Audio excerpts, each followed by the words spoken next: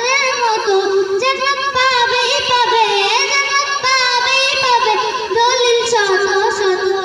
ইয়া নবী ইয়া নবী ইয়া নবী ইয়া নবী ইয়া নবী ইয়া নবী। চান্দঘাট গ্রামে আজ ফুল ফুটেছে, শত শত মানুষের আজ ভিড় লেগেছে।